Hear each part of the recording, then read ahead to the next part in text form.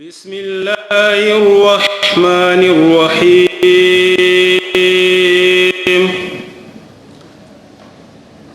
ألف لام ميم.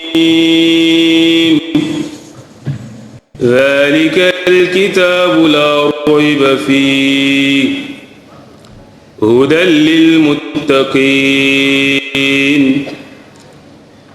الذين يؤمنون بالغيب ويقيمون الصلاة ومما رزقناهم ينفقون والذين يؤمنون بما أنزل إليك وما أنزل من قبلك وبالآخرة هم يوقنون أولئك على هدى من ربهم وأولئك هم المفلحون. إن الذين كفروا سواء عليهم أأنذرتهم أم لم تنذرهم لا يؤمنون. ختم الله على قلوبهم وعلى سمعهم وعلى أبصارهم غشاوة ولهم عذاب عظيم. ومن الناس من يقول آمنا بالله وباليوم الآخر وما هم بمؤمنين يخادعون الله والذين آمنوا وما يخدعون إلا أنفسهم وما يشعرون. في قلوبهم مرض فزادهم الله مرضا ولهم عذاب أليم بما كانوا يكذبون. وإذا قيل لهم لا تفسدوا في الأرض قالوا إنما نحن مصلحون ألا إنهم هم المفسدون ولكن لا يشعرون. السلام عليكم ورحمة الله وبركاته.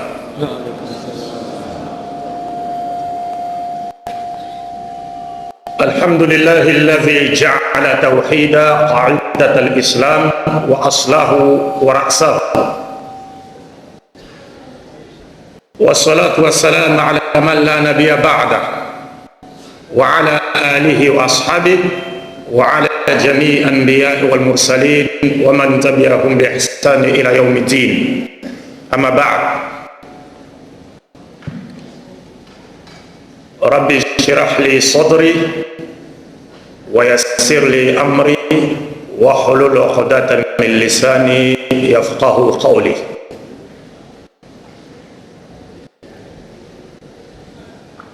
ربنا لا علم لنا إلا ما علمتنا إنك أنت العليم الحكيم.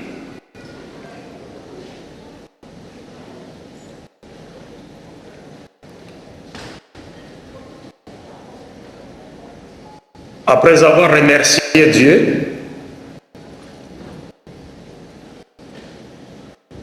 et l'imploré pour qu'il verse sa grâce et ses bénédictions sur notre vénéré prophète Muhammad sallallahu alayhi wa ali, je voudrais ici remercier les autorités nigériennes qui m'ont autorisé à fouler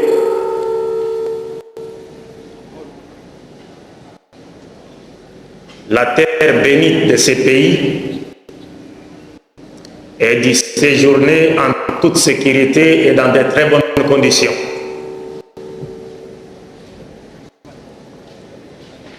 Mes remerciements vont également à l'endroit de l'association Anassi, l'association islamique Anassi, qui m'a donné l'opportunité de prendre devant vous la parole dans le cadre de cette conférence.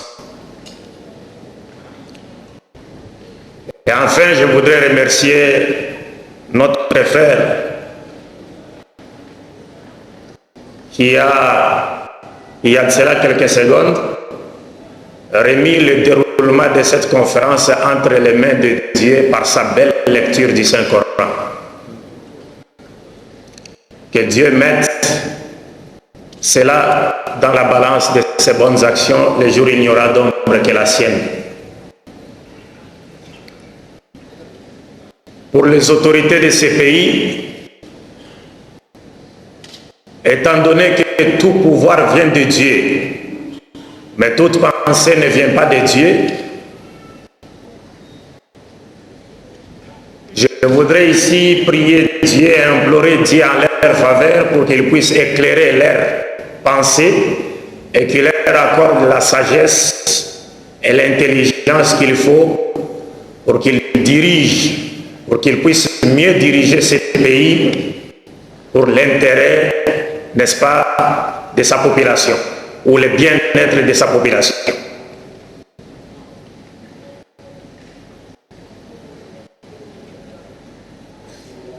Mes chers frères et sœurs en islam, et mes chers frères et sœurs chrétiens en Adam, s'ils sont parmi nous,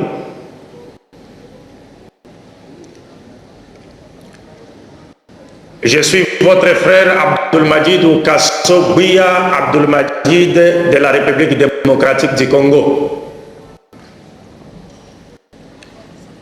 Un pays de plus de 70 millions d'habitants. Plus de 470 tribus, ethnies et langues.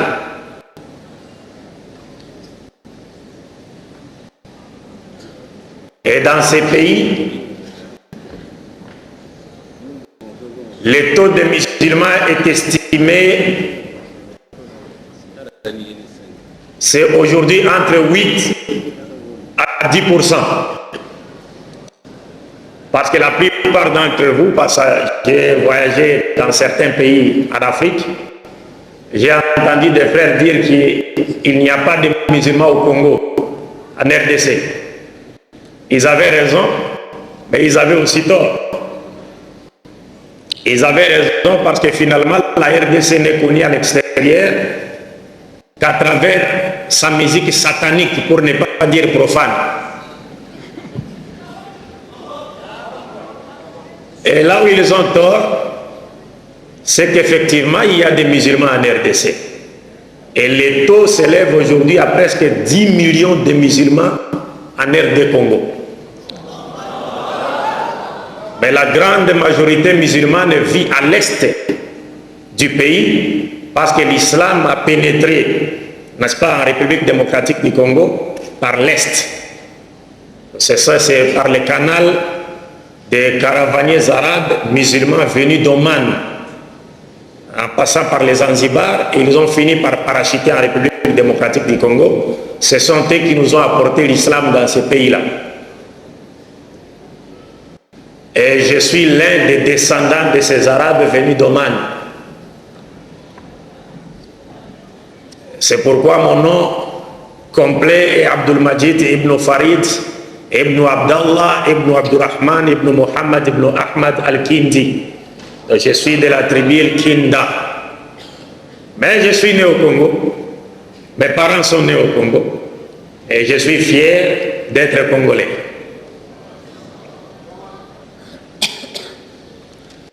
Aujourd'hui, je me retrouve au Niger dans le cadre d'une visite de courtoisie que j'ai bien voulu rendre à mes frères et sœurs de ces pays suite à leur demande. Parce qu'il y a certains frères nigériens qui travaillent chez moi dans les organismes internationaux et qui m'ont transmis, qui m'ont fait comprendre l'ardent désir, n'est-ce pas, de mes frères et sœurs nigériens de me voir un jour visiter ces pays. Et par la grâce de Dieu, je me retrouve aujourd'hui parmi vous et je suis plus qu'à l'aise parce que je me retrouve parmi mes frères et sœurs musulmans. je me retrouve parmi les gens où nous nous sommes tous réunis sous la bannière de La ilaha illallah Muhammadun Rasulullah. Et sous ces drapeaux de l'islam, il n'y a aucune distinction de race, de tribu, d'ethnie. Et le meilleur d'entre vous ou d'entre nous est celui qui craint Dieu le plus. Un point, un trait. Et pour moi, il n'y a pas de plus grand de me sentir aimé par mes frères et sœurs musulmans de ces pays pour Dieu et en Dieu. Il n'y a pas de plus grande joie que celle-là. Parce que finalement, je ne vous ai rien donné. Vous savez qu'on ne peut pas atteindre le monde entier par sa richesse, mais on peut atteindre le monde entier par son savoir-vivre et aussi par les services qu'on pourra rendre au monde. Est-ce qu'il y a de plus grands services que nous pouvons aujourd'hui rendre au monde que celui de transmettre le message salvateur de l'islam qui est destiné à tirer l'humanité des ténèbres spirituelles vers la lumière parfaite? Il n'y en a pas. Et prêcher l'islam pour moi, mes chers frères et sœurs, n'est pas un travail. Ce n'est pas mon travail. Nous avons aujourd'hui réalisé plus de 10 CD avec les frères qui sont restés à Kinshasa, lesquels CD sont aujourd'hui vendus dans différents pays, notamment en Europe, plus de 10 CD. Mais nous n'avons exigé de personne de nous donner même un franc. Parce que nous ne l'avons pas fait pour l'argent. Nous ne l'avons pas fait pour l'intérêt, n'est-ce pas, passager de ce monde. Mais nous l'avons plutôt fait pour Dieu, pour l'amour que nous portons dans notre cœur, n'est-ce pas, vis-à-vis de notre religion, de notre prophète, Muhammad sallallahu alayhi wa sallam. Donc prêcher l'islam pour moi, ce n'est pas un travail, mais c'est un devoir sacré. C'est un devoir sacré que je me dois d'accomplir. Et je pense que cela est l'état également de mes frères et sœurs de ces pays. C'est-à-dire chacun de nous est appelé à faire passer le message de l'islam dans son cercle, théoriquement et pratiquement. Théoriquement par la connaissance, s'il a appris l'islam, et pratiquement s'il s'efforce à devenir une incarnation pratique des vraies valeurs spirituelles et morales de l'islam.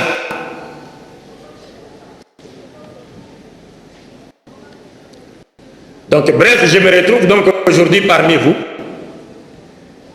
Et pendant mon séjour, nous nous sommes convenus avec les frères qui m'ont offert cette opportunité de prendre la parole devant vous, d'animer quelques conférences. Et je pense que ces conférences sont au nombre de 3.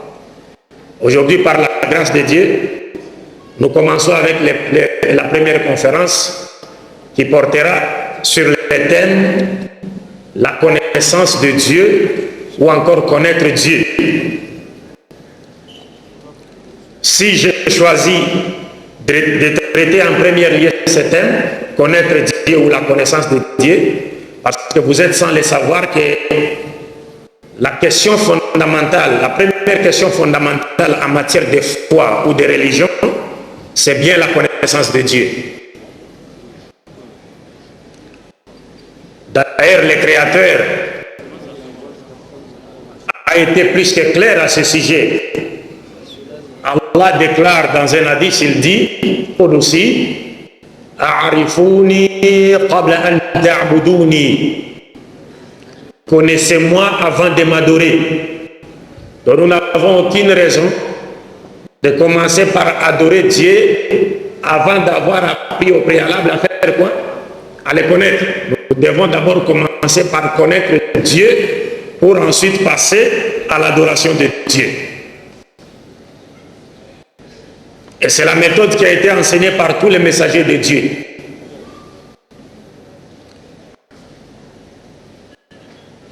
Cela implique à dire que si une religion, prétendue religion, ou un mouvement spirituel n'offre pas une vraie conception de la divinité, il ne peut en aucune manière provenir de Dieu. Et ce que nous devons chercher, la première chose que nous devons chercher dans les enseignements de tout celui qui prétend à l'apostolat ou de toute prétendue religion qui prétend provenir de Dieu, c'est la connaissance de Dieu. Comment cette religion présente Dieu. Sans cela, nous tomberons entre les filets du diable. Et même dans la Bible judéo-chrétienne, Dieu s'adressant aux enfants d'Israël, leur avait dit ceci, dans Deutéronome 13, 1 à 6, il leur dit, je cite, « Il s'élève du milieu de vous quelqu'un qui se dit prophète, et il vous annonce des choses à venir, vous les voyez se réaliser. Il fait des miracles, vous les voyez s'accomplir, donc des prodiges, vous les voyez s'accomplir. Mais si par après il vous invite à aller adorer un autre Dieu qui n'est pas moi, faux Dieu donc, qui n'est pas moi, ne l'écoutez pas. Et s'il continue à vous inviter à aller adorer ces faux dieux, tuez-les. Car il veut vous détourner de la voie droite sur laquelle votre Seigneur vous a demandé de faire quoi? De marcher. Donc la première chose que nous devons chercher à connaître, c'est la connaissance de Dieu. Quant à la seconde conférence, Inch'Allah Ta'ala, elle portera sur le thème « L'humanité sera-t-elle sauvée par Jésus-Christ ou par Mohammed ?» Bible et Coran sur table, le débat est clos. Parce que chez moi, en RDC, nous avons déjà clos les débats par rapport à ce sujet. Il n'y a personne parmi les frères ou les pasteurs qui viennent de l'autre perspective capable de relever les défis par rapport à ce thème. Et avec l'aide de Dieu, Inch'Allah, vous aurez la chance, s'il plaît à Dieu, d'écouter ce que je vous ai réservé par rapport à ce thème. L'humanité sera-t-elle sauvée par Jésus-Christ ou par Mohammed? Bible et Coran sur table, le débat est clos. Et enfin, la dernière conférence portera sur le thème « Oui, Mohammed sallallahu alayhi wa sallam est dans la Bible ». Nous avons lu beaucoup de livres écrits à ce sujet et dont la plupart portaient les thèmes, les titres de... C'était sous forme d'une question. Mohammed est-il dans la Bible? Quant à moi, j'ai voulu un peu innover. Au lieu de poser toujours la question de savoir si Mohammed a été annoncé dans la Bible, j'ai carrément proposé le thème « Oui, Mohammed est dans la Bible ». Parce que c'est un thème qui ne demande même pas de midi à 14 heures. Les choses sont plus que claires, sont claires comme la lune du 15e jour. Dans la Bible. Alors, je suis sûr et certain que vous m'avez tous connu à travers les conférences débats que nous avions y animées avec des frères en RD Congo, et notamment sur la chaîne de télévision nationale du Congo-Brazzaville, notamment les émissions Kratos. Et nous avions eu la grâce, Dieu nous a fait la grâce de connaître un peu les livres de nos frères juifs et chrétiens en Adam, pour essayer, à travers ces livres donc, de créer une ceinture de sécurité autour de la minorité musulmane, notamment à Kinshasa, la capitale. Parce que comme je le disais tantôt, la RDC est un pays en consonance chrétienne. au moins 85% des chrétiens. Et ces chrétiens possèdent au moins 150 chaînes de télévision et de radio sur toute l'étendue du territoire national. Et à Kinshasa, la capitale de la République démocratique du Congo, les chrétiens possèdent 17 chaînes de radio et 13 chaînes de télévision chrétiennes. Sans compter les chaînes de télévision et de radio profanes dont les responsables sont des chrétiens. Ce qui fait qu'une vingtaine d'émissions chrétiennes passent hebdomadairement sur ces chaînes-là. Parce que les responsables sont des chrétiens. Et nous, musulmans, dans cet océan médiatique, nous n'avons pratiquement rien, si ce n'est la vérité qui nous a été apportée par les champions de Tawhid, Muhammad sallallahu alayhi wa sallam. Et cette vérité qui continue à faire des victimes dans les rangs des autres. De sorte qu'aujourd'hui à Kinshasa ou en République démocratique du Congo, nous avons encore besoin de nouvelles mosquées parce que toutes les mosquées sont pleines.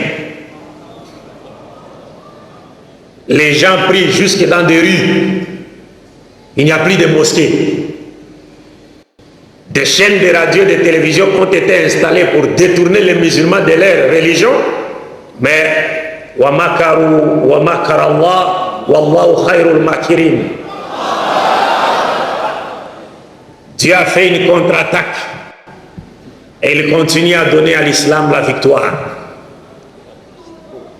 par la grâce de Dieu. Et ce qui fait qu'aujourd'hui en RDC, parce que les églises ici, vous ne connaissez rien sur le christianisme, par la grâce de Dieu, vous avez des frères comme Mustafa qui s'y connaissent dans les domaines, dans son souci de défendre l'islam. Il a appris la Bible, n'est-ce pas? Parce que c'est mieux aussi parfois de fuir les poissons par sa propre graisse. Donc moi et lui, nous sommes dans les mêmes paniers.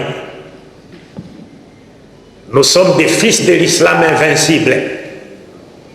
Nous ne sommes pas des invincibles. C'est l'islam qui est invincible.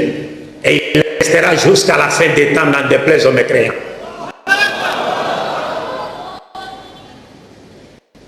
Donc par la grâce de Dieu, nous avons appris les livres des autres, ce qui nous a permis de relever les défis et d'amener le débat sur l'islam à un niveau élevé.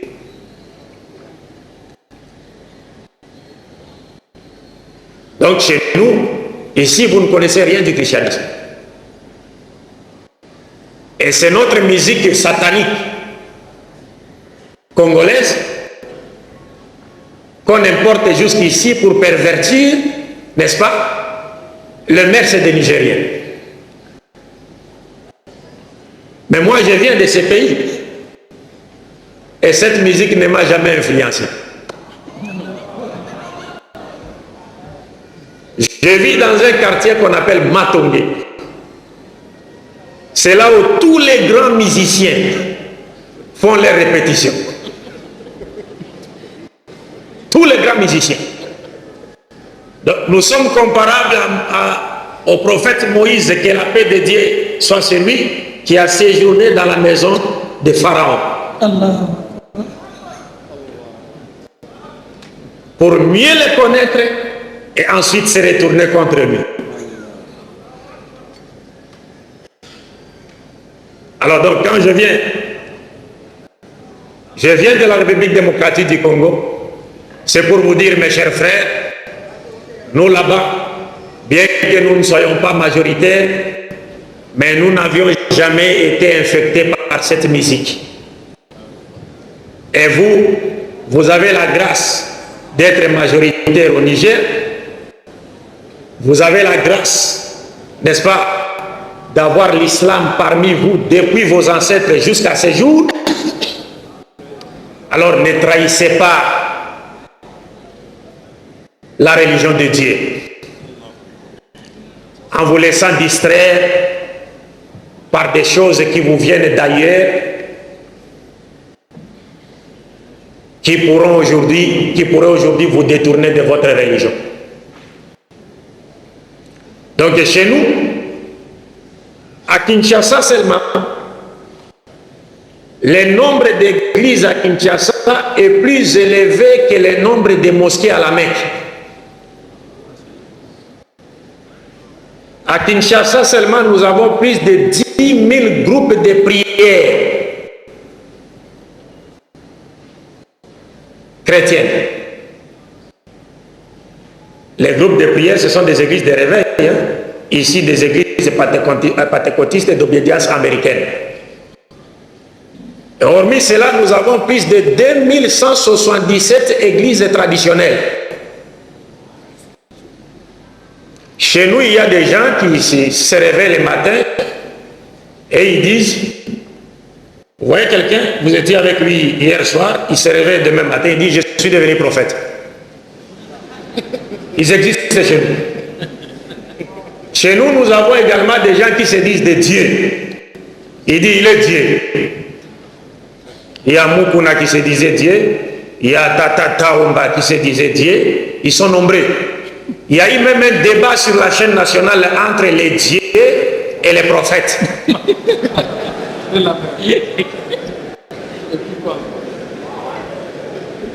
Et les journalistes ont demandé à un pseudo-prophète, ben, monsieur le prophète, reconnaissez-vous le dieu Mukuna?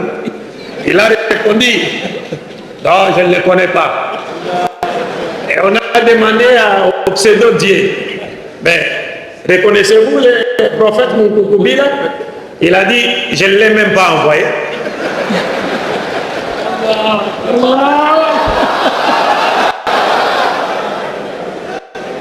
Vous voyez à quel niveau les gens se sont égarés du droit chemin.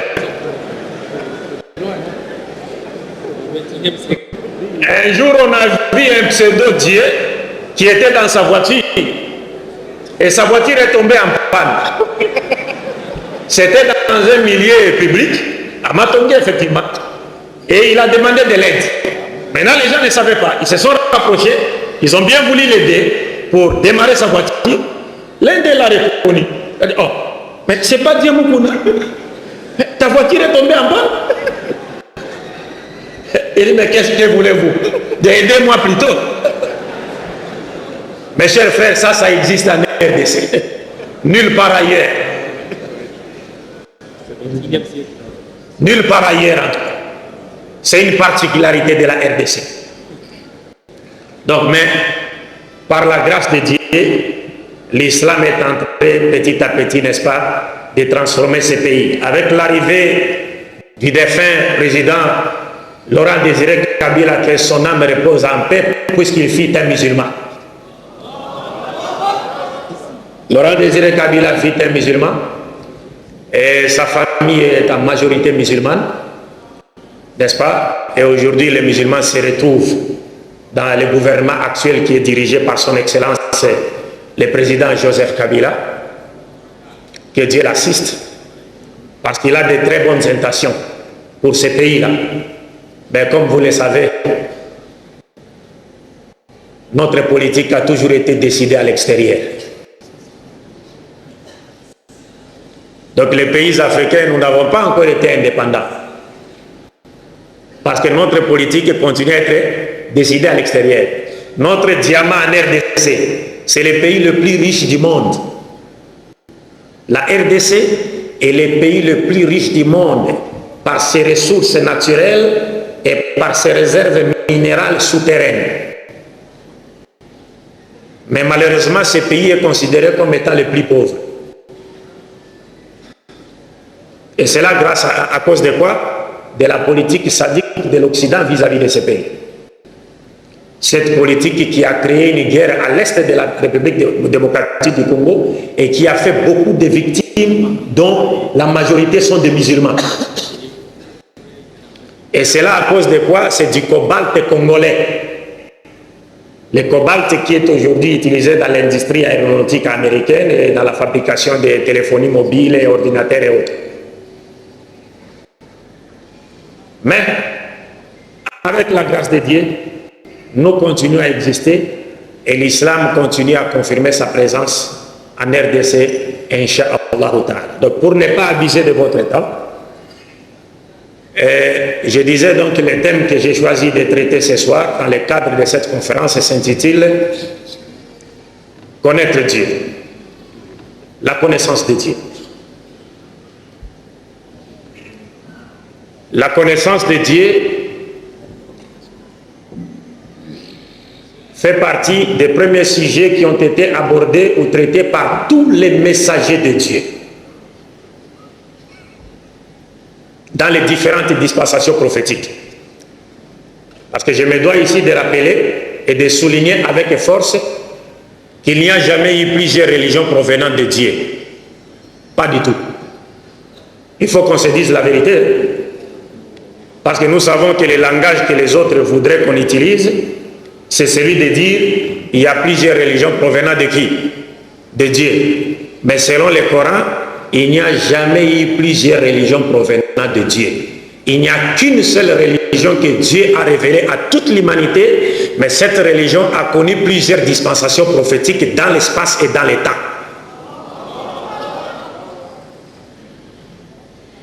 Donc il n'y a jamais eu plusieurs religions. Et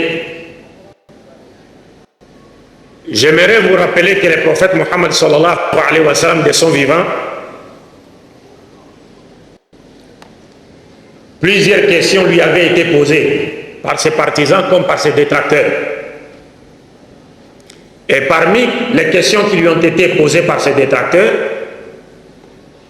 figurait une question qui était relative à la connaissance de Dieu.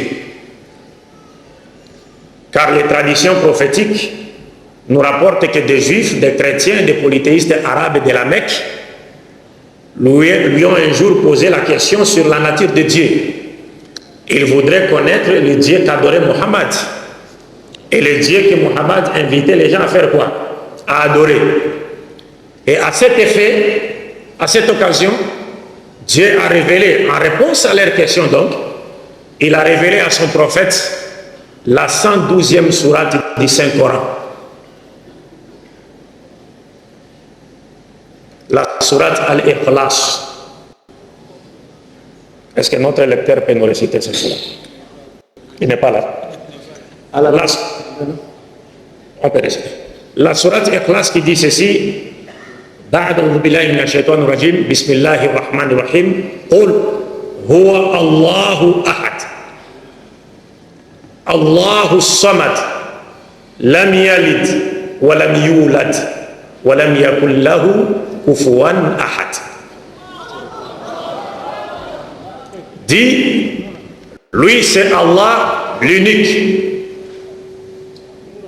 As-Samad,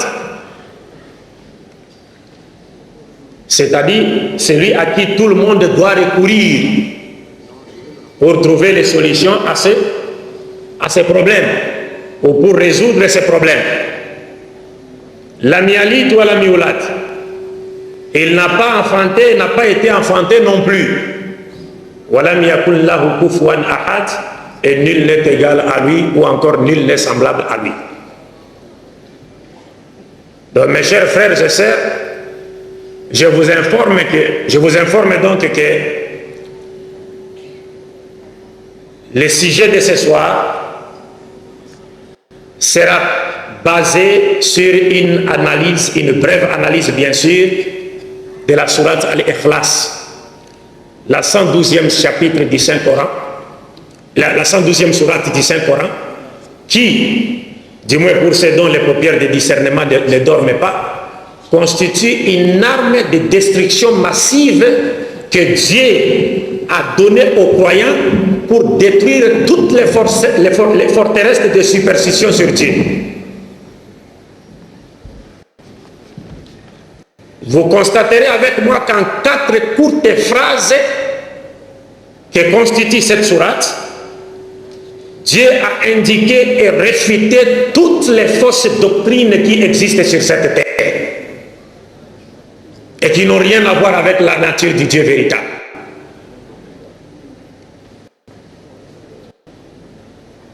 Et d'ailleurs, c'est pour cette raison que cette sourate est appelée Al-Ikhlas, Al-Ikhlas, qui veut littéralement dire débarrasser une chose de toutes ses impuretés.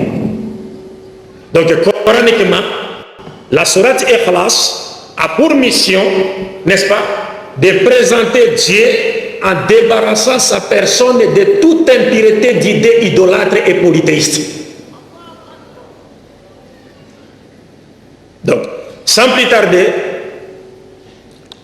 nous allons donc commencer avec les premiers versets de cette sourate bénie.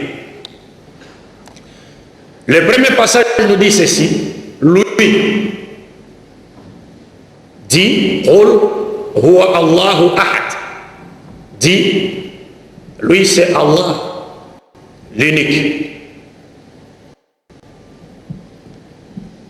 Remarquez que dans ces premiers passages de la sourate Ikhlas,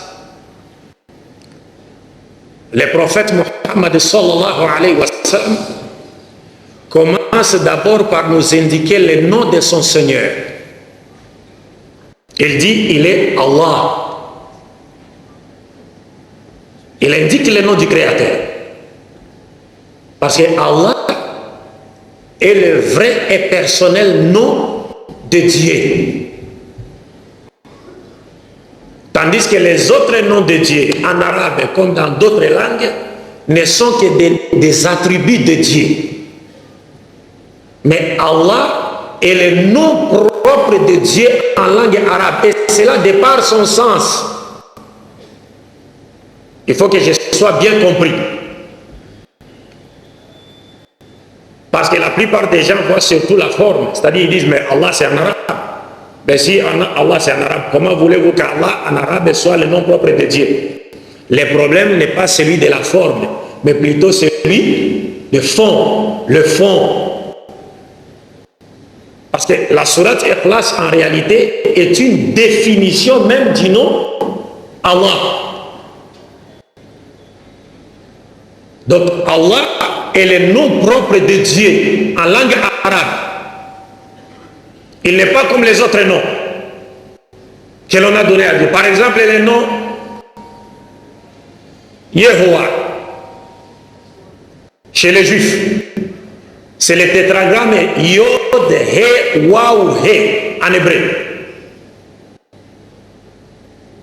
Ce tétragramme est considéré comme étant le nom propre de Dieu par les Juifs.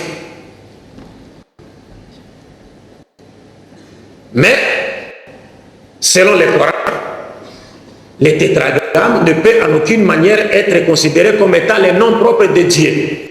Parce que les tétragrammes Yod, He, Waou, He n'indiquent qu'un seul caractère de Dieu. Parce que le tétragramme Yod, He, Waou, He nous vient du verbe être en hébreu Haya. C'est-à-dire, c'est la caractéristique du verbe être en hébreu Haya conjugué à 3 temps. Le passé, le présent et le futur. Donc, Yehovah ou bien Yahuwah veut simplement dire celui qui existe dans l'espace et dans il est là. Et Dieu a révélé ce nom à Moïse pour montrer aux enfants d'Israël qu'il existait et qu'ils voyaient leur souffrance en Égypte. Parce que les enfants d'Israël pensaient que Dieu n'existait plus et c'est pourquoi il les avait laissés sous l'esclavage en Égypte. Alors Dieu a révélé ce nom constitué de 4 lettres hébraïques Yod, He, Waou, He pour leur montrer qu'il est là, il existait et ils voyaient leur souffrance en Égypte. Donc les tétragrammes n'indiquent qu'un seul caractère de Dieu. Il est celui qui existe. Alors que Allah, le nom Allah, couvre tous les attributs de Dieu. Selon les spécialistes de la langue arabe, musulmans comme non musulmans, ils sont tous unanimes pour dire que le nom Allah signifie le Dieu unique qui possède tous les attributs de perfection dans leur beauté et infinitude. Donc ce nom englobe tous les attributs de Dieu. Donc c'est le seul nom qui convient à la nature de Dieu. Et donc la sourate Al-Ikhlas est une définition ou une explication de ces noms. Et s'il faut les comparer avec les autres, on ne peut jamais les comparer avec les autres noms par rapport à leur sens respectif. Pas du tout. Mais ce qu'il convient de rappeler ou de souligner est que nous reconnaissons que si Dieu avait suscité des prophètes dans chaque nation, il est logique qu'il se soit révélé à ces nations en des différents noms. N'est-ce pas? Parce qu'il y a différentes langues. Et chacun de ces noms avait une signification particulière. Mais aucun de ces noms ne saura être comparé à celui d'Allah, de par son sens, tel que cela est révélé dans la sourate Ikhlas, comme nous l'avons dit, qui est une explication ou une définition du nom Allah. Donc dans cette sourate, les prophètes commencent par nous indiquer les noms de son créateur. Et après, il nous indique quoi? Il passe à la seconde partie. Il dit, il est l'unique. Il nous indique maintenant sa nature. Il dit, il est l'unique. Qul huwa Allahu ahad. Ahad en hébreu est Echad. Il est l'unique. C'est-à-dire, par là, il nous montre clairement que quiconque qualifie, compare, assimile, montre ou désigne ou montre Dieu, c'est-à-dire non seulement il réunit son unicité ou son unité, mais aussi il ne s'adresse pas à Dieu. Parce que l'unicité de Dieu ou l'unité de Dieu n'est comparable à aucune autre unité. Ce n'est pas comme l'unité d'une paire de chaussures ou l'unité d'une espèce. Non, non, non. C'est une unité qui n'a pas, c'est-à-dire qui n'a pas d'égal. Les prophètes disent, Dieu est unique. Et tous les prophètes venus avant Muhammad sallallahu alayhi wa sallam ont enseigné la même chose. Lorsque nous lisons dans Deutéronome chapitre 6, versets 4 à 9, nous voyons Moïse recevoir de Dieu. Il a reçu de Dieu cet enseignement qui disait, Dieu lui a demandé de dire aux enfants d'Israël, écoute Israël, le Seigneur notre Dieu est l'unique Seigneur. Shema Israël, Adonai Eloheinu, Adonai Echad. Le Seigneur notre Dieu est l'unique Seigneur. Et lorsque nous parachutons dans l'évangile de Jésus-Christ, pour ne pas dire les évangiles, parce qu'il y a une large différence entre l'évangile et les évangiles, le Coran nous demande à nous musulmans de croire à l'évangile de Jésus-Christ et non aux évangiles. Parce que les évangiles, ce sont des récits qui ont été réunis après que Jésus soit passé. Et tous les livres des évangiles d'aujourd'hui ont été écrits en langue grecque, alors que Jésus-Christ lui-même ne parlait pas le grec, il parlait l'hébreu. Il parlait la langue hébraïque. Certains savants disent que Jésus parlait l'araméen. Non, mais Jésus ne parlait pas l'araméen. Il parlait l'hébreu. Parce qu'à l'époque de Jésus-Christ, la langue qui était parlée par ses compatriotes, c'était l'hébreu. Et il y a des preuves dans la Bible et même dans les traditions prophétiques. Et aussi dans l'archéologie. Donc, lorsque nous parachutons dans l'évangile, nous voyons Jésus-Christ enseigner la même chose. Dans Marc chapitre 12, versets 28 à 34, un scribe lui a posé la question de savoir, Maître, quel est le premier de tout le commandement? Répondant à sa question, Jésus-Christ a dit, il a d'abord attiré l'attention de toute son assistance, pas seulement le scribe qui lui a posé la question, il a repris l'enseignement qui a été donné par Moïse dans la Torah. Il a dit, écoute Israël, le Seigneur, notre Dieu, moi et vous, est l'unique Seigneur. Et tu dois aimer le Seigneur ton Dieu de toute ta force, de toute ta pensée, de toutes tes pensées, de toute ton âme. Et voici le second, tu dois aimer ton prochain comme toi-même.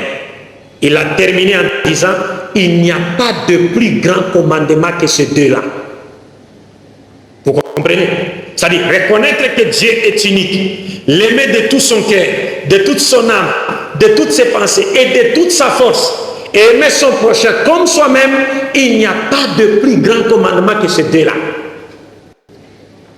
Et ailleurs, Jésus-Christ dans Matthieu 10, il dit quoi? Il dit, toute la loi et tous les prophètes dépendent de ces deux commandements. C'est-à-dire, Dieu n'avait révélé sa loi et n'avait envoyé ses messagers que pour qu'ils nous enseignent ces deux commandements qui établissent les deux relations verticales et horizontales. C'est-à-dire, reconnaître que Dieu est unique, l'aimer de tout son cœur, toute son âme, toutes ses pensées, toute sa force, et aimer son prochain comme soi-même. Des relations pour lesquelles tous les prophètes ont été envoyés. Relation verticale avec Dieu et relation horizontale avec son prochain et la nature qui nous entoure. C'est-à-dire, nous pouvons facilement déduire de cet enseignement de Jésus-Christ qu'aucun prophète de Dieu n'a été envoyé pour se faire tuer, pour qu'en travers sa prétendue mort expiatoire, les gens puissent obtenir la vie éternelle. Non, parce que Jésus-Christ nous montre à travers cet enseignement que toute la loi et tous les prophètes dépendent de ces deux commandements. C'est-à-dire, la loi de Dieu, Dieu n'avait révélé sa loi et n'avait envoyé ses prophètes que pour enseigner ces deux commandements. Et non pour qu'ils viennent se faire tuer ici. Pour qu'à travers la croyance à leur mort, nous puissions obtenir quoi? Le salut. Pas du tout. Donc, bref, l'unicité de Dieu a été enseignée par tous les messagers de Dieu qui sont venus avant, ou qui ont été envoyés avant notre vénéré prophète Muhammad sallallahu alayhi wa sallam. Mais aujourd'hui, c'est une petite parenthèse, nous avons aujourd'hui des gens qui disent de Jésus-Christ qu'il est Dieu. Mais mes chers frères et sœurs, croyez-moi, il n'y a pas un seul verset, même dans la Bible actuelle, qui confère à Jésus-Christ les droits à la divinité. Ça n'existe nulle part jusqu'à la fin des temps. Mais, qu'est-ce qui s'est passé? Dieu nous a prévenus. Tallahi, laqad arsalna ila umamin min qablik. Fazayyana lahumu shaytanu a'malahu. Ila akhir al-ayat. Qu'est-ce qui s'est passé? Dieu nous a prévenus. Il a confirmé, il a affirmé qu'il a envoyé des prophètes vers toutes les nations avant la venue de Muhammad sallallahu alayhi wa sallam. Mais après le passage de ces messagers, Satan est venu pour égarer leur peuple du droit chemin. Et c'est ce qui se passe aujourd'hui avec les gens qui confèrent injustement à Jésus-Christ les droits à la divinité. Ne lui-même n'a jamais enseigné cela. Le deuxième passage de la sourate Al-Ikhlas dit ceci: Allahu Samad. Lexicologiquement, le terme As-Samad veut dire, comme le prophète lui-même l'a expliqué, veut dire que Allah est le seul Seigneur à qui tout le monde doit recourir en toutes circonstances. Parce que tous, nous avons besoin de lui et lui n'a besoin de personne. C'est cela l'essence d'As-Samad. Et le musulman confirme cette vérité au moins 17 fois par jour en disant lors de sa récitation de la sourate Al-Fatiha: Iyyaka na'budu wa iyyaka nasta'in. C'est toi que nous adorons et c'est de toi que nous demandons, nous sollicitons tout secours. S'il faut solliciter, le prophète l'a dit à Ibn Abbas, Radiallahu anhu. Il y a un hadith qui s'est rapporté dans Tirmidhi où Ibn Abbas dit qu'il était en groupe derrière les prophètes et lui a dit: jeune homme, voudriez-vous que je vous... Le prophète voulait lui donner un enseignement, n'est-ce pas, à l'intention de tous les musulmans. Et il lui a dit quoi? Je me dois de réciter l'hadith dans sa version française. Je m'excuse. Il a dit ceci. Il dit: jeune homme, je vais t'enseigner des mots. Respecte Dieu, tu le trouveras toujours avec toi. Si tu veux solliciter quelqu'un, sollicite Dieu. Si tu veux demander assistance, demande l'assistance à Dieu. Sache que si tous les hommes s'unissaient pour te rendre un service quelconque, ils ne pourraient pas le faire que dans la mesure où cela aurait été décrété par Dieu. Et si tous les hommes s'unissaient pour te nuire, ils ne pourraient pas le faire que dans la mesure où cela aurait été décrété par Dieu. Tout a été décrété et prévu et les plumes ont cessé d'écrire. Voilà la doctrine de l'islam. Mais aujourd'hui, chez moi par exemple en RDC, vous verrez des gens qui s'adressaient à Jésus-Christ, n'est-ce pas, pour trouver des solutions à leurs problèmes. C'est pourquoi à l'époque j'avais écrit un thème intitulé « Les miracles par le nom de Jésus-Christ en RDC sont-ils d'origine divine ou satanique ?»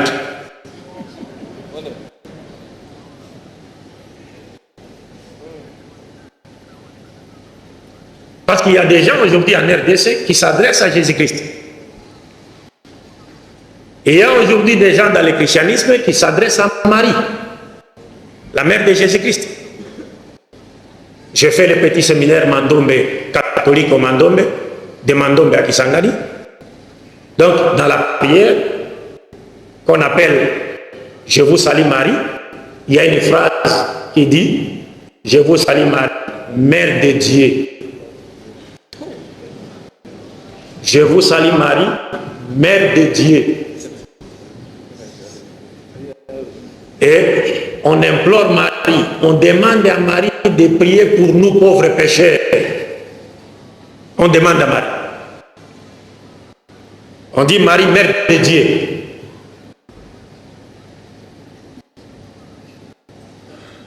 Dieu m'avait inspiré une idée là. C'est-à-dire qui consiste à réfuter facilement la divinité de Jésus-Christ. Et c'est juste une petite question. Quand je raconte des pasteurs, je leur pose la question de savoir, Jésus-Christ a-t-il été Dieu dans le ventre de sa mère ou non? C'est une petite question. Si oui, donnez des preuves. Et sinon, quand devint-il Dieu? C'est après avoir quitté le ventre de sa mère.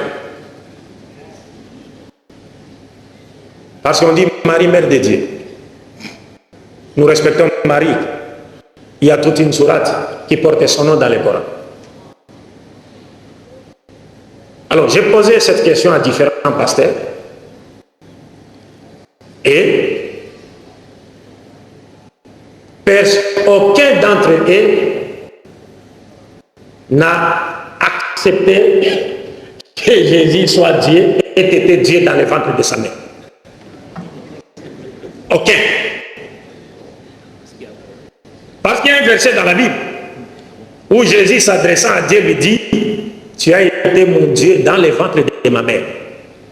Donc si tu me disais Jésus était Dieu dans le ventre de sa mère, je vais vous donner le verset là où Jésus dit Dieu était son Dieu dans le ventre de sa mère. Donc cela implique à dire que vous serez en train de dire à Jésus-Christ ce qu'il n'a pas dit. Et si vous me dites que non, il devient plutôt Dieu après sa naissance, mais Dieu ne devient pas Dieu. Il est Dieu avant comme après la création et nul n'est égal à lui.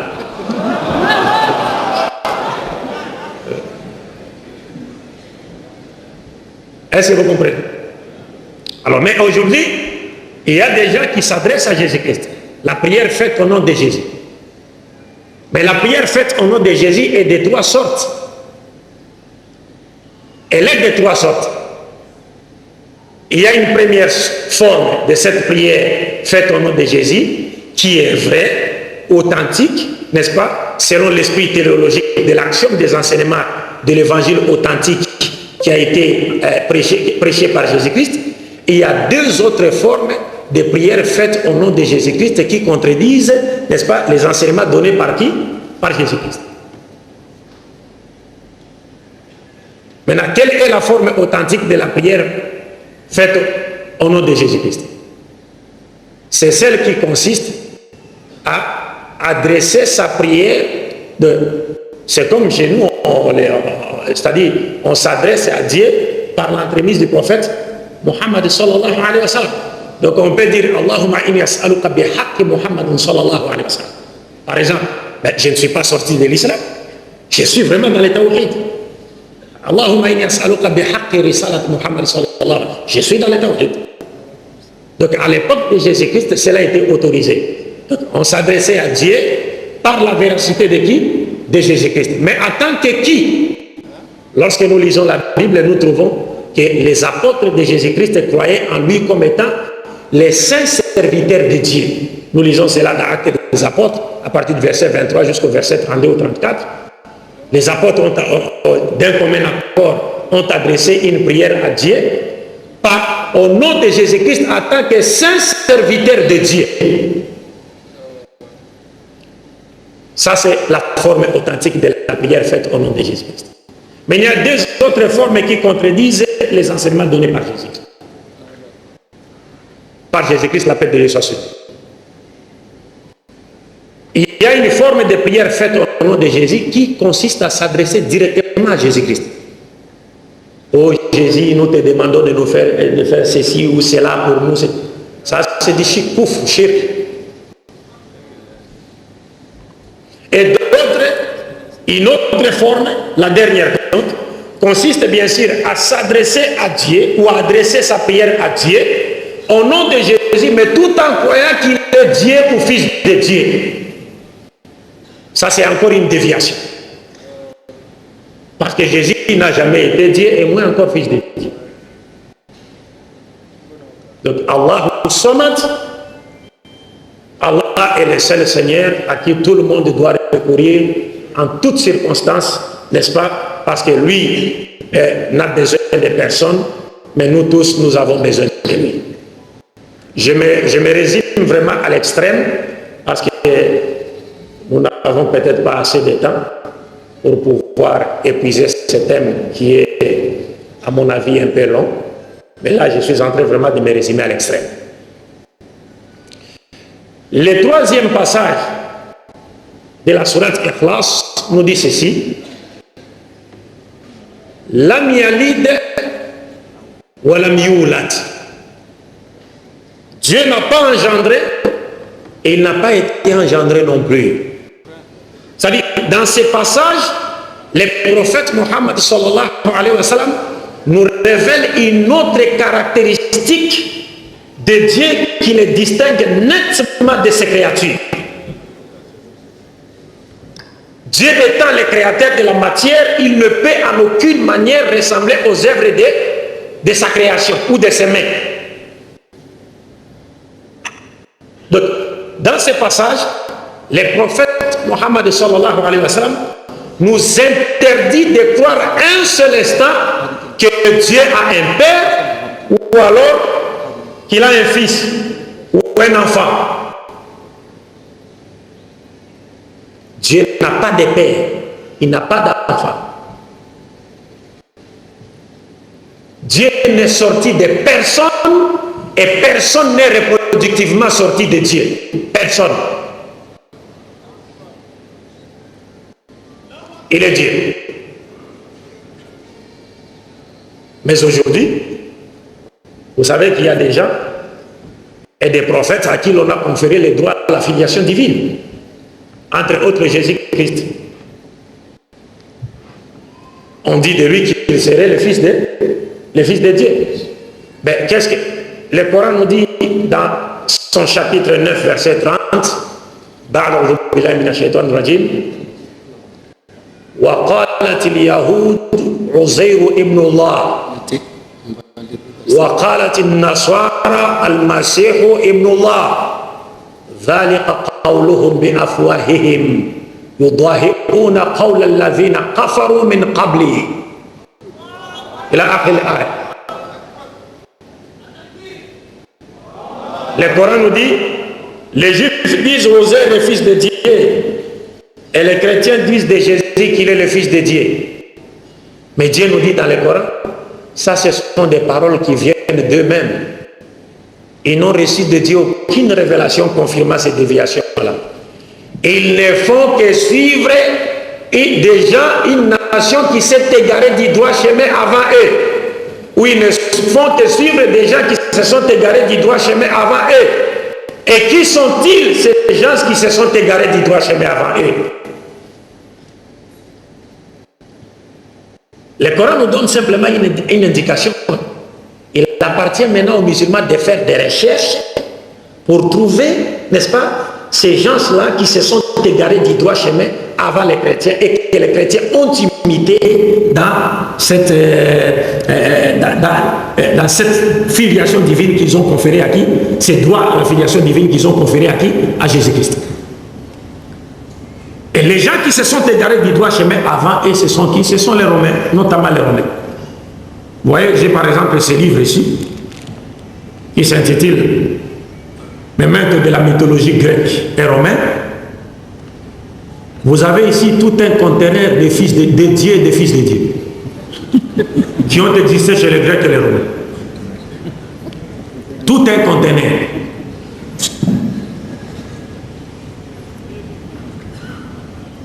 Et ce sont ces gens-là que le Coran nous dit que nos frères de l'autre rive ont imité dans leur égarement jusqu'à conférer à Jésus-Christ le droit à la divinité, plutôt à la filiation divine. Parce que tous les grands personnages de la mythologie gréco-romaine sont à la fois des dieux et des fils de Dieu. Et certains étaient même morts et ressuscités. C'est-à-dire, ils croient, les Romains croyaient même que certains étaient même morts et ressuscités. Comme croient aujourd'hui les chrétiens, à propos de qui? À propos de Jésus-Christ. Parce qu'ils croient qu'il était mort et ressuscité. Ça existait chez les païens grecs et romains.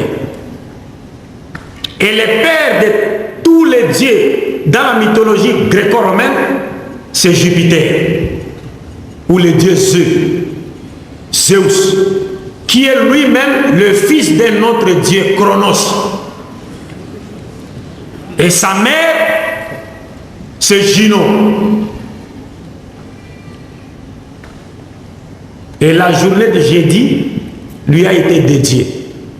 Savez-vous que les noms des jours de la semaine sont des noms de divinités païennes? Vous le saviez? Non. Voilà.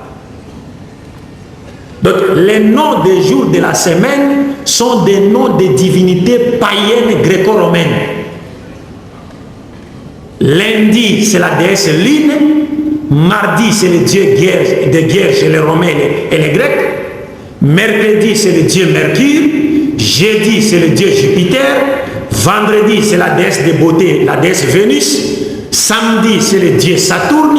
Et le dimanche, c'est le jour du dieu Soleil qu'adoraient les Romains. Vous comprenez? Et cette journée a été imposée aux chrétiens par l'empereur romain Constantin le Grand, qui adorait le dieu Soleil.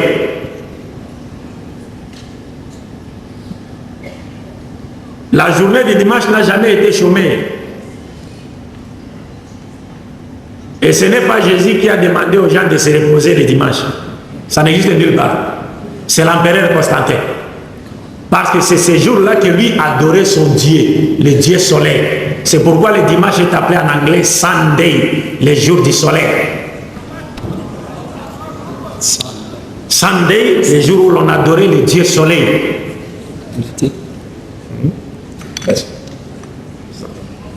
أعوذ بالله من الشيطان الرجيم بسم الله الرحمن الرحيم قل هو الله أحد الله الصمد لم يلد ولم يولد ولم يكن له كفوا أحد. Jazakumullah khair al-jaza. J'aime cette façon de lire le Coran. Peut-être que je reviendrai encore au Niger pour apprendre cette façon de lire le Coran.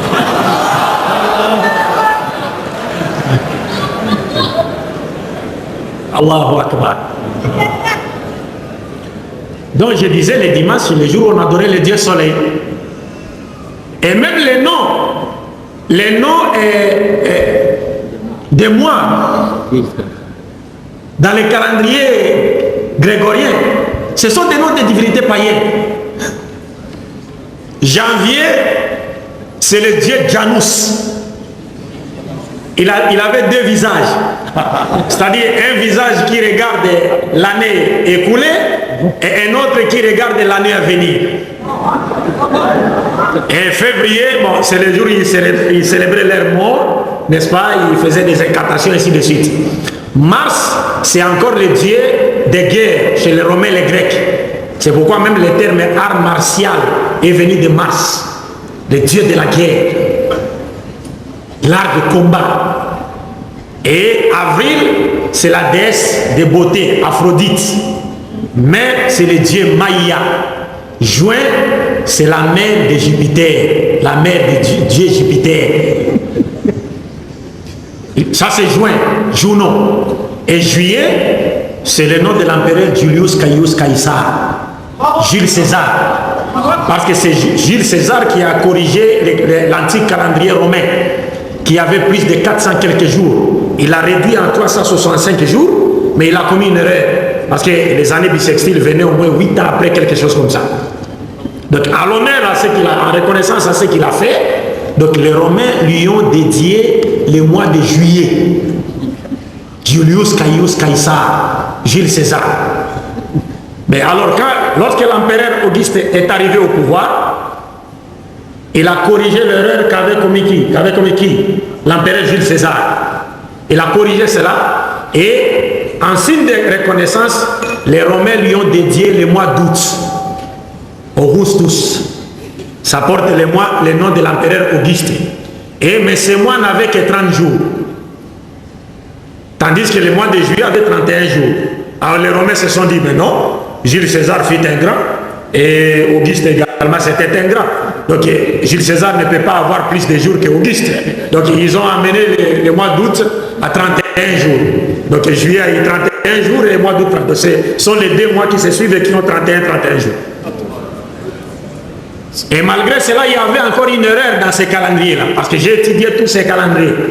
Plus de 100 calendriers. Et j'ai trouvé qu'il n'y a aucun calendrier sur cette terre qui soit plus correct que le calendrier islamique qui suit le cycle lunaire. Oui. Donc, il y a eu toujours erreur dans ces calendriers. Et le pape Grégoire XIII est venu pour corriger cette erreur.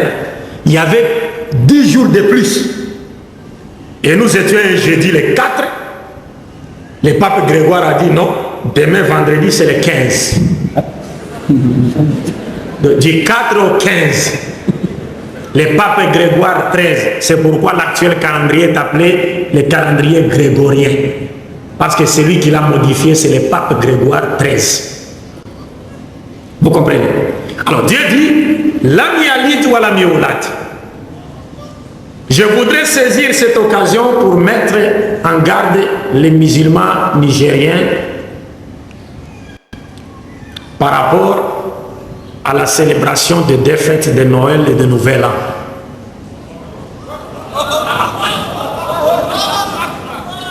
Le prophète Mohammed sallallahu alayhi wa sallam nous a dit dans un hadith, Man tashabbaha bi qawmin fa huwa minhum.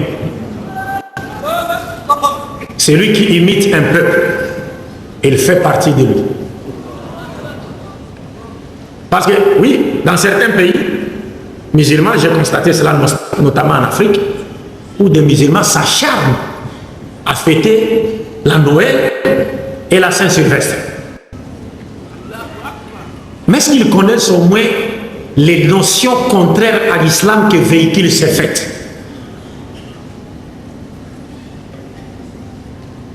Célébrer ces fêtes, c'est-à-dire ne traduisent que notre ignorance, l'ignorance que nous avons, n'est-ce pas, de notre religion. Parce qu'en réalité, celui qui célèbre la fête de Noël, il veut en réalité nous dire quoi? Parce que pour les chrétiens, les jours de Noël, c'est le jour où Dieu est venu sur la terre sous forme humaine à la personne de Jésus, en naissant d'une femme à la personne de Marie.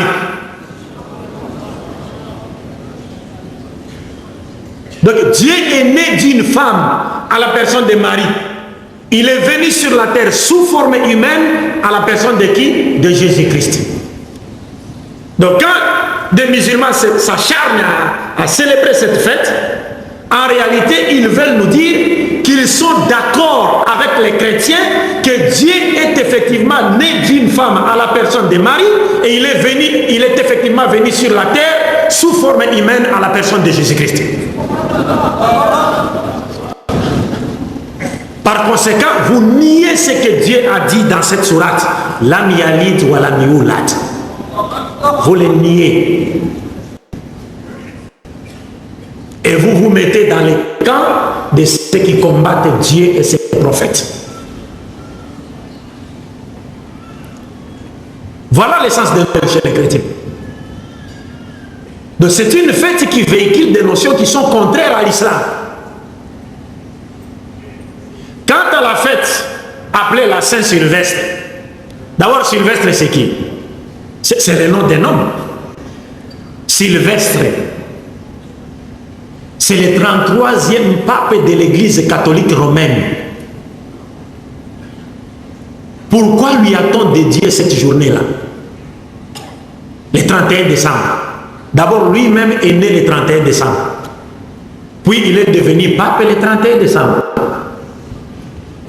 Et les catholiques lui ont dédié la journée 31 décembre parce que c'est le pape Sylvestre qui avait pesé de tout son poids pour que la divinité de Jésus-Christ soit imposée sur toute l'étendue de l'Empire romain au concile de Nicée en l'an 325 de notre ère. Donc c'est lui qui a fait que Jésus-Christ soit aujourd'hui reconnu par certains comme étant Dieu. Maintenant, en reconnaissance aux efforts que Sylvestre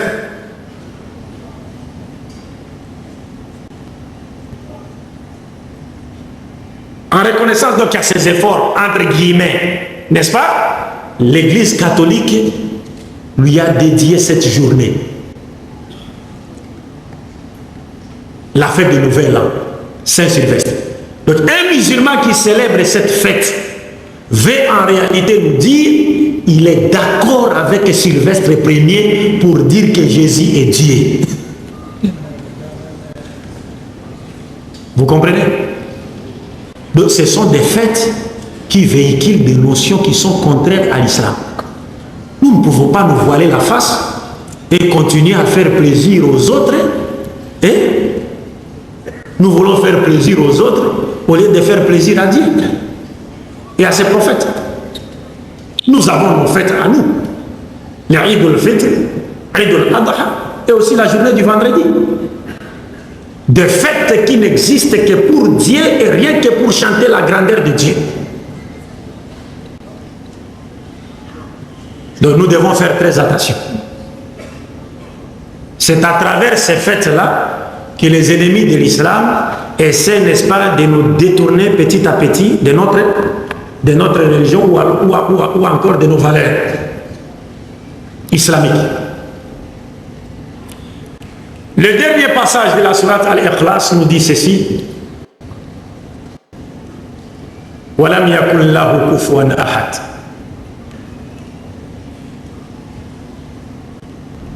C'est-à-dire, ce verset nous présente Dieu comme étant le tout autre. Laysa kamithlihi shay'. Il est le tout autre. Il est différent de tout ce qui existe. Pourquoi? Parce que tout existant tire son origine de Dieu. Mais Dieu, lui, n'a point d'origine.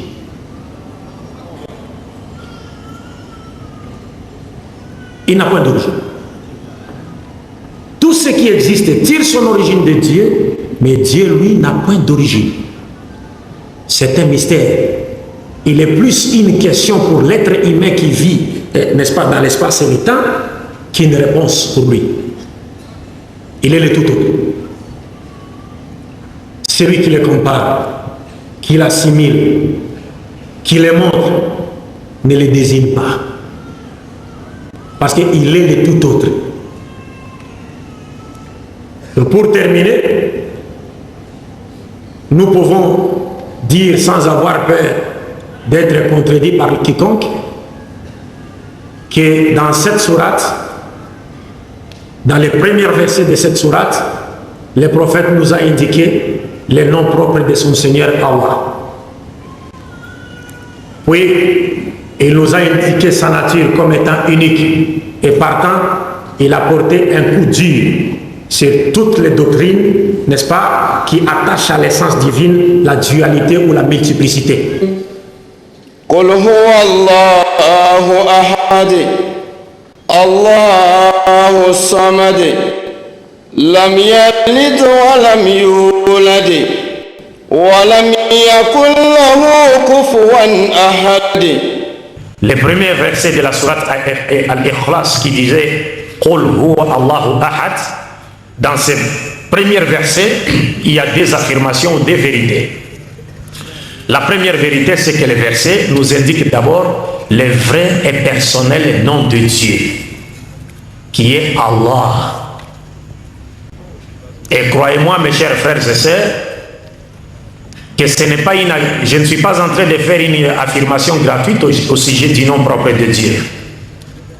Car le futur de l'humanité verra toutes les nations faire écho avec les cris de Allahu Akbar. Dieu est grand, comme on le constate encore aujourd'hui, ou partout, dans toutes les nations du monde, le nom d'Allah retentit des minarets, des mosquées, dans toutes les langues du monde, c'est-à-dire toutes les nations du monde, bien qu'elles parlent des langues différentes, mais toutes ces nations identifient Allah au Dieu créateur en disant Allahu Akbar.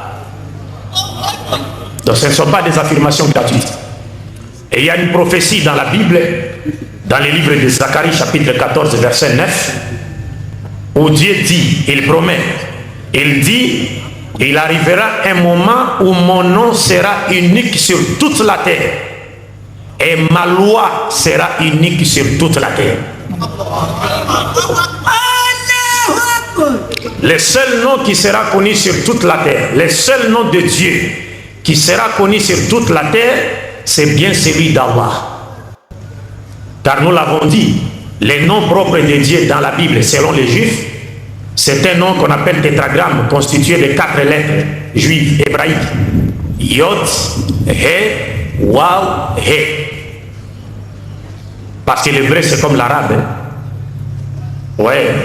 Alif, Ba, Ta, Fa, Ja, Ha, ainsi de suite. En hébreu, vous avez Alef, Bet, Gimel, Dalet, He, Vav, Zayin, He, Tod, Sin, Shin, Swad, Lamed, ainsi de suite. Donc, ce sont des langues sémitiques qui sont voisines et qui s'écrivent de droite à gauche. Et ce sont des langues qui peuvent être liées sans voyelles.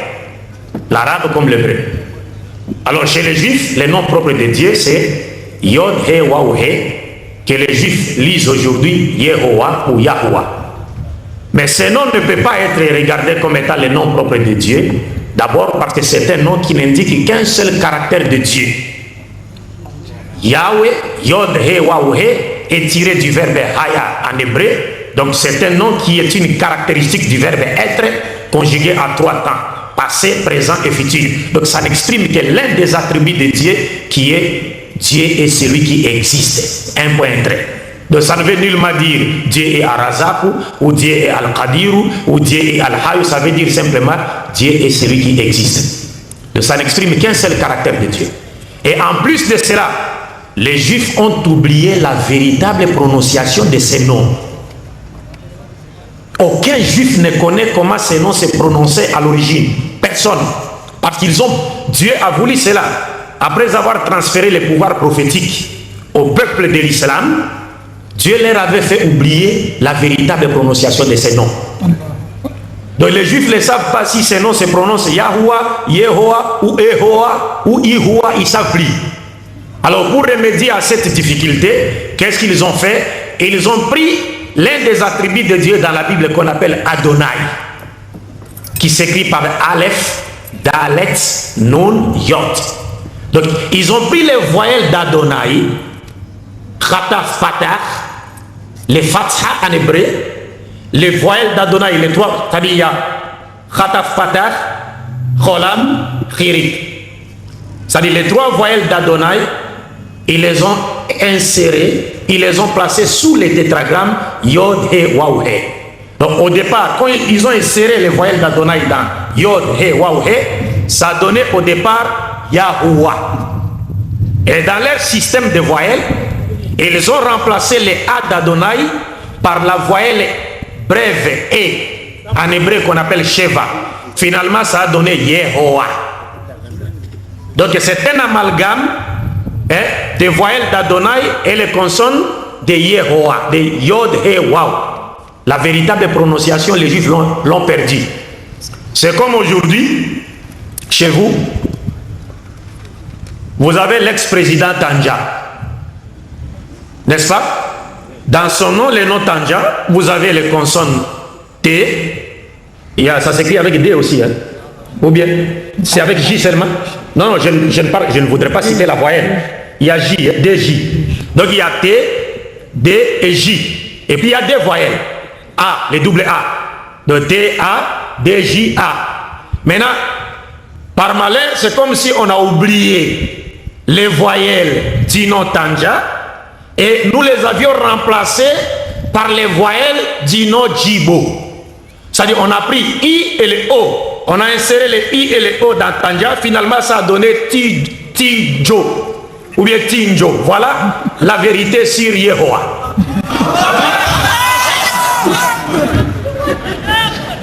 Vous comprenez? Donc ça a donné quoi? Tinjo. Donc ils ont oublié ça. Donc si les Juifs ont oublié la véritable prononciation de ces noms, donc ces noms ne peut en aucune manière être considérés comme étant les vrais et personnels de Dieu, nom de Dieu qui sera connu dans toutes les nations. Non, parce que déjà le pouvoir prophétique a quitté les enfants d'Israël pour aller vers les Arabes. Et à la tête de qui nous trouvons Mohammed sallallahu alayhi wa sallam. Parce que Jésus-Christ avait annoncé aux Juifs, il leur avait prévenu, il leur avait dit dans Matthieu chapitre 21 à partir du verset 30 à 44, il leur avait dit ceci: le royaume des cieux vous sera enlevé et sera donné à une autre nation qui en produira les fruits. Et parlant de cette nation, il a dit: quiconque tombera sur cette nation se brisera, et celui sur qui cette nation tombera s'écrasera. Là, il parle du caractère invincible de l'islam. Donc celui qui attaque l'islam se brise, et celui que l'islam attaque est détruit, complètement détruit. C'est le caractère invincible de l'islam. Donc la prophétie a déjà été transférée. Et quant au terme témoin de Jéhovah, parce que je ne sais pas si vous avez des témoins de Jéhovah ici, ils existent. Donc Jéhovah, c'est une forme du nom de Dieu en hébreu, mais qui n'a jamais existé. Les Juifs ne l'ont jamais utilisé. Parce que Jéhovah a été inventé par un moine dominicain espagnol du nom de Raimundus Martini. Ce moine dominicain espagnol s'appelle Raimundus Martini. C'est lui qui a inventé la forme de Jéhovah. D'abord, le J n'existait pas en hébreu, le E n'existait pas en hébreu, le V n'existait pas en hébreu, et le O n'existait pas en hébreu. L'hébreu primitif, ça n'existait pas. Donc il a inventé cette forme en 1270. 1270. Les Juifs eux-mêmes ne l'ont jamais utilisé. Parce qu'ils savent que c'est une forme occidentalisée qui n'existe pas dans la Bible. Alors, le véritable nom de Dieu, nous disons, le premier verset de la sourate Ikhlas, nous a indiqué le véritable nom de Dieu. Et ce même verset, en nous indiquant le nom du véritable Dieu, le véritable nom de Dieu, Allah, par la même occasion, le verset nous indique l'existence, confirme l'existence de Dieu pour nous dissocier de l'athéisme. Quand le verset dit « Qul huwa Allahu », c'est-à-dire il confirme l'existence de Dieu pour nous dissocier de l'athéisme. Et enfin, quand le verset dit « Allahu Ahad », c'est-à-dire il confirme l'unicité absolue de Dieu pour nous dissocier du polythéisme sous toutes ses formes, dont la Sainte Trinité chrétienne. C'est une forme du polythéisme. Parce qu'en réalité, il n'y a jamais eu de Sainte Trinité chrétienne. Parce que dans la Sainte Trinité chrétienne, ou bien dans cette famille de la Trinité chrétienne, c'est le Père qui domine tout. Et les autres membres se soumettent à sa volonté. C'est le Père qui est au-dessus de tout. Parce que la Trinité chrétienne, parce qu'il y a deux sortes de Trinité. Il y a la Trinité catholico-protestante Et puis il y a la trinité sabérianiste ou patripassianiste. La trinité catholico-protestante que les catholiques enseignent consiste à croire qu'il y a un seul Dieu en 3 personnes.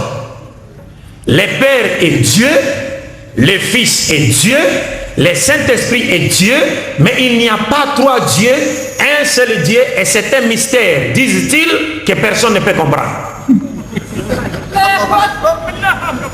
Et nous, en tant que musulmans avertis, nous disons effectivement c'est un mystère. Mais quel mystère? C'est le mystère de l'ignorance et de l'apostasie qui a été annoncé par les prophètes. Parce que j'ai eu un débat avec un professeur d'université à Kinshasa. Il y avait des évangélistes et même des dames américaines dans la salle, à l'université. Et le Messie a enseigné la Trinité. À la fin, quand il nous a accordé le temps pour lui poser des questions, j'ai pris la parole. D'abord, en me voyant seulement, il a dit non, il ne faut pas qu'il prenne la parole. Et il a parlé pendant 1 heure et il a exigé à ce qu'on m'accorde 1 minute seulement. Et comme nous étions un peu nombreux dans la salle, il a dit non, Abdul Majid, on va donner à chaque musulman 1 minute. Donc vous, on vous donne 1 minute et les autres 1 minute. Il y avait un frère malien à côté là, Mohamed Dabo, qui m'a dit, Oustaz, accepte, mais je vais demander une motion. Donc il y avait au moins 30 personnes qui devaient poser leurs questions. Et quand j'ai pris la parole, j'attendais consommer la minute qui m'a été accordée. Le frère a levé la main. Il a dit, bon, vous savez, nous sommes des musulmans. Et ici, chez nous, notre bouche autorisée pour parler avec les non-musulmans, c'est Abdul Majid. Donc nous nous sommes décidés dans notre camp, nous nous sommes décidés dans notre camp de lui donner toutes nos minutes.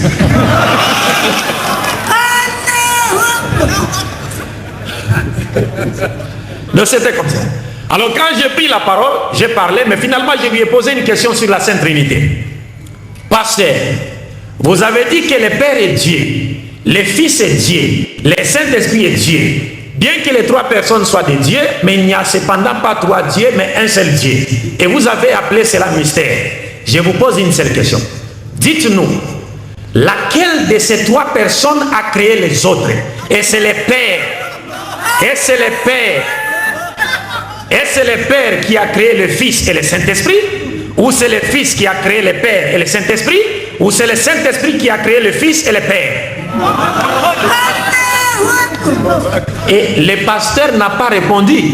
Ce sont les étudiants chrétiens qui étaient dans la salle qui ont dit, mais c'est le Père qui a créé toutes les choses.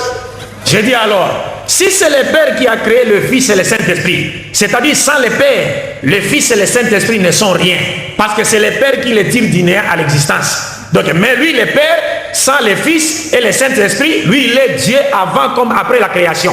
Il n'a pas besoin du Fils ou du Saint-Esprit pour exister. Pourquoi mettez-vous le Fils et le Saint-Esprit au même pied d'égalité que le Père qui les avait tirés du néant à l'existence? لقد كفر الذين قالوا إن الله ثالث ثلاثة. Ils sont égarés du droit chemin ceux qui disent Dieu est constitué d'une trinité. Et c'est ce que le Coran nous dit. Et le Coran nous donne des preuves.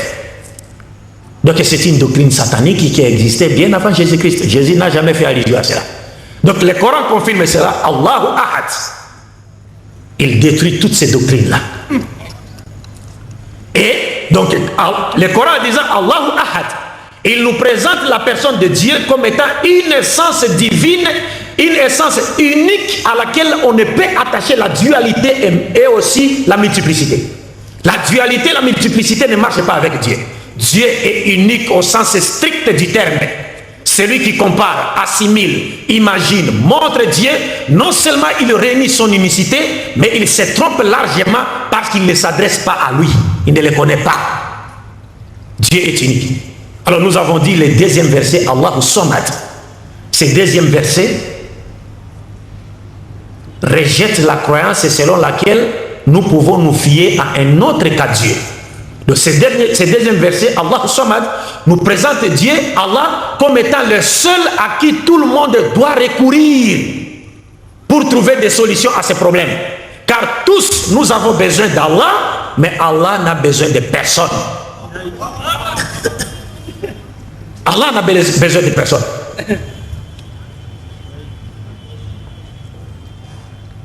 Et enfin, le troisième verset nous dit Lam yalid wa lam yulad.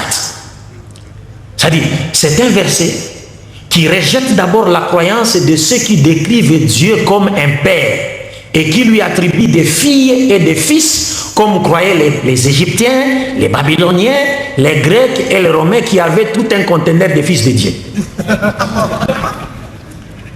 Puis, les mêmes versets rejettent la croyance des Arabes idolâtres qui croyaient que Dieu n'avait que des filles.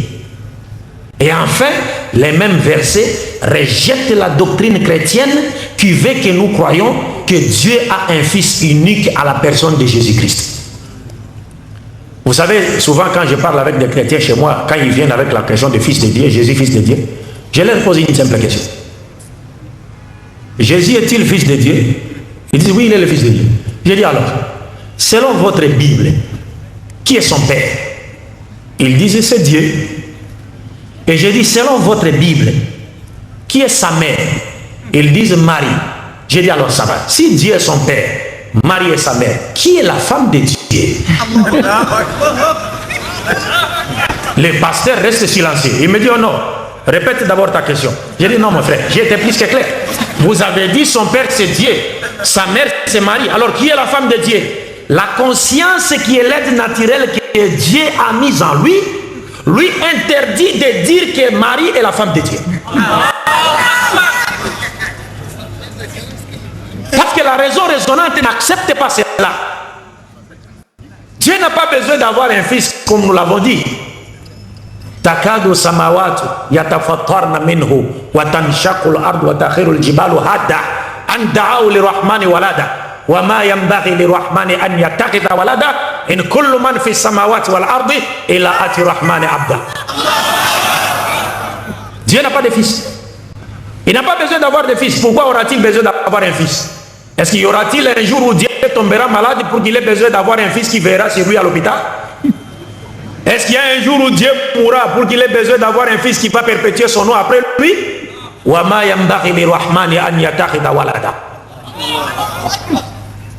Alors le quatrième verset,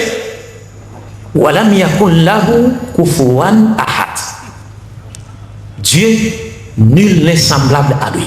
C'est-à-dire, ces versets expriment une valeur de négation universelle, voulant dire celui qui compare Dieu, qui assimile, qui les montre, qui les désigne. En tout cas, il ne s'adresse pas à lui. Ces versets présentent Dieu comme étant le tout autre, les sakamif les hichaï. Il est différent de tous les créés.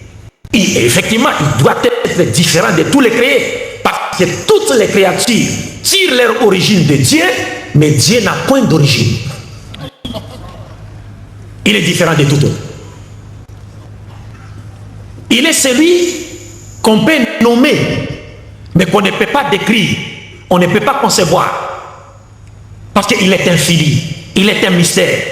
L'intelligence ou l'imagination de l'homme infini ne peut décrire ou représenter que des êtres voués au néant. Et non celui qui a tiré ces êtres du néant à l'existence sans modèle préexistant et qui avait donné à chacun d'eux une forme qui lui est particulière.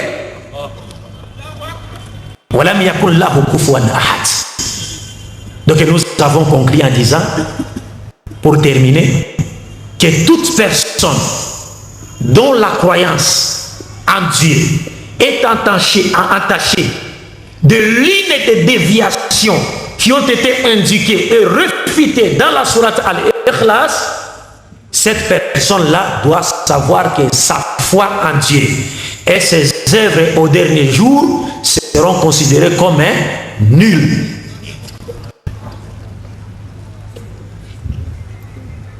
وَالَّذِينَ كَفَرُوا أَعْمَالُهُمْ كَسَرَابٍ بِقِيَةٍ يَحْسَبُهُ ظَمْآنُ مَاءً. Vous vous rappelez de ce verset hein? Dans la sourate An-Nur. C'est la sourate An-Nur? Sourate An-Nur, hein? Il y a des hufaz ici. Il y a un hafiz Coran ici. Est-ce que tu peux nous lire ce verset? وَالَّذِينَ كَفَرُوا أَعْمَالُهُمْ كَسَرَابٍ بِقِيَةٍ يَحْسَبُهُ ظَمْآنُ مَاءً. اقرأ لنا هذه الآية حتى نتمتع قليلا.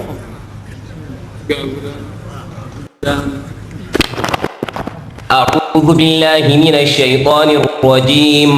والذين كفروا أعمالهم كسراب بقيعة يحسبه الظمآن ماء حتى إذا جاءه لم يجده شيئا ووجد الله عنده فوفاه حسابه والله سريع الحساب. أو كظلمات في بحر لجي يغشاه موج من فوقه سحاب ظلمات بعضها فوق بعض إذا أخرج يده لم يكد يراها ومن لم يجعل الله له نورا فما له من نور. جزاك الله خير الجزاء. Vous avez compris les premiers versets. Dieu dit ceci: ceux qui ont mépris, qui n'ont pas considéré Dieu à sa juste valeur, toutes leurs bonnes actions sont comme du mirage. Vous voyez le mirage? Quand il fait chaud, même au désert, vous regardez de loin, vous voyez comme s'il y a quoi? De l'eau. Mais est-ce qu'en s'approchant, vous trouverez de l'eau? Alors Dieu dit dans le Saint-Coran, les koufars qui n'ont pas cru en lui, ou qui ne l'ont pas considéré à sa juste mesure ou valeur, toutes leurs bonnes actions sont comme de l'eau du mirage. Quand ils font de bonnes actions ici sur la terre, ils pensent qu'ils trouveront quelque chose chez Dieu. Dieu dit pas du tout. S'ils meurent, ils se présentent devant Dieu, ils ne trouveront rien. Ils trouveront Dieu lui-même et il les fera aussitôt jeter en enfer. Donc toute personne dont la croyance en Dieu est infectée par l'une des déviations qui sont dénoncées, indiquées et dénoncées dans la sourate Al-Ikhlas, doit savoir qu'au dernier jour, il n'aura aucune récompense si ce n'est le feu éternel de l'enfer. Donc mes chers frères, j'ai brièvement, je crois même n'avoir pas été bref, je m'arrête ici. Assalamu alaikum wa rahmatullahi wa barakatuh.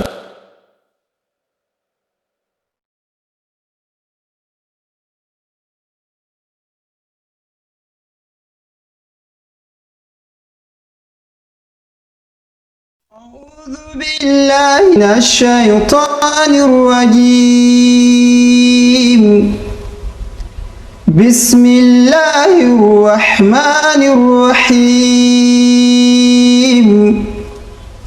قد سمع الله قول التي تجادلك في زوجها وتشتكي إلى الله والله يسمع تحاوركما إن الله سميع بصير.